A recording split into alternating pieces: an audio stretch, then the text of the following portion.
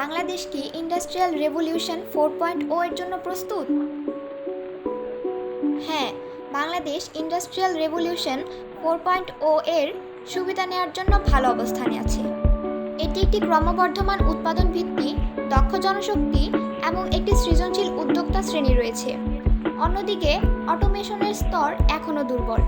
উৎপাদন খাত গার্মেন্টস এবং আরও কয়েকটি ছোট শিল্পের মধ্যে সীমাবদ্ধ। অপর্যাপ্ত কাঠামো এবং প্রতিষ্ঠানগুলি কাঙ্ক্ষিত অনেক কিছু রেখে গেছে। বাংলাদেশ যদি ইন্ডাস্ট্রিয়াল রেভলিউশন 4.0 থেকে উদ্বুদ্ধ সুযোগগুলি দখল করতে চায়, তবে দ্রুত গতিশীল বৈশ্বিক পরিবেশে অক্সেসিবিলিটি, ক্রয় ক্ষমতা এবং প্রযুক্তির প্রয়োগের সমস্যাগুলি কাটিয়ে উঠতে কিছু ব্যবস্থা গ্রহণ করতে হবে। সৌভাগ্যবশত আমাদের নেতৃত্ব ইন্ডাস্ট্রিয়াল রেভলিউশন 4.0 এর সম্ভাব্য সুবিধা এবং সামনে থাকা বিশাল কাজগুলি সম্পর্কে সম্পূর্ণরূপে সচেতন।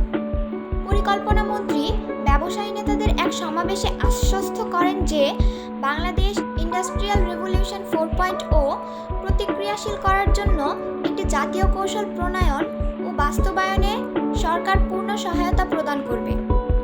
2026, 2031 এবং 2041 সালের জন্য নির্দিষ্ট প্রবৃদ্ধির লক্ষ্যমাত্রা নির্ধারণ করে দেশটি পর্যায়ক্রমে তার অগ্রগতি পর্যালোচনা করে প্রস্তুত। কয়েকটির নাম বলতে গেলে, দেশটি 2026 সালে এলডিসি অবস্থা থেকে স্নাতক হয়ে উচ্চ মাধ্যম আয়ের দেশে পরিণত হওয়ার লক্ষ্য রাখে।